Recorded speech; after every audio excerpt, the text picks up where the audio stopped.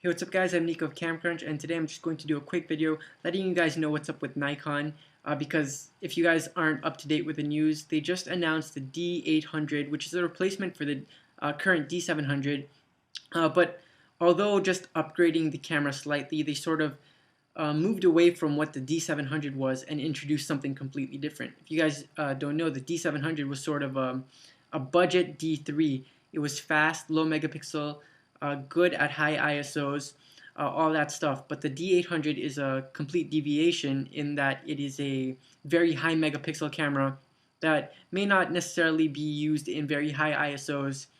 It doesn't have that quick burst rate that the D700 did, but it will give you those great images. And the first thing to note is the resolution, which is just incredible because it's the highest of any DSLR out in the market right now. It has 36 megapixels, and that is stepping into medium format territory, which is really crazy considering that medium formats go from the high single digit thousands to multiple tens of thousands.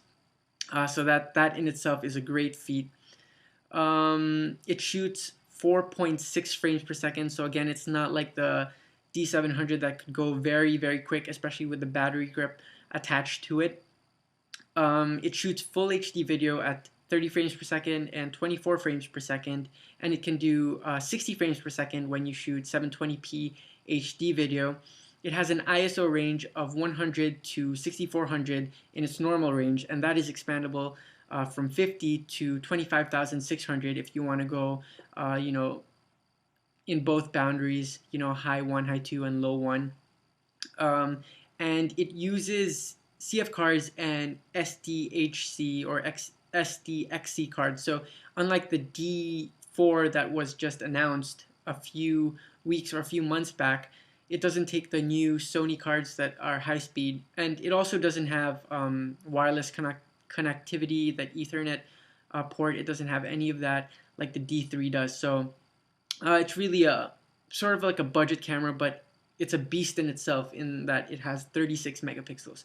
So my guess right now, as of right now, before Canon has announced 5D Mark II replacement, this is going to be the camera of the year. It's going to be the camera that everyone wants as of this moment. Now, they're releasing two models, the D800 and the D800E, and the only difference between the two models is that the D800E doesn't have the anti-aliasing filter, which basically means you'll get sharper images. Now, there is a compromise, but this is geared towards those who want maximum sharpness, so portrait photographers, studio photographers, landscape photographers might want this E version. Now, the pricing is just incredible. 36 megapixels, right? And it's a great camera in itself. And the camera, the D800, not the D800E, will retail for $3,000, $29999. And the D800E will be $300 more expensive at $3,300 or $3,299, which is just crazy considering the amount of resolution that you get with this camera. And I don't know, like what's next for Nikon, and what's next for Canon? Is Canon's 5D line going to be, what this D800 line is now? Will it be the high megapixel camera that the Canon people will want? And that's what I think. If you guys have seen my Canon 5.3 prediction videos, that's what I state. So that's what I think is coming up next. But that's another video right there. I just wanted to bring you guys this big piece of news. Again, the Nikon D800 and D800E high megapixel cameras, 36 megapixels. And again, I think this is going to be one hell of a camera this year, the camera that everyone wants. Again, I'm Nico of CamCrunch, and I'll see you guys next time. Peace.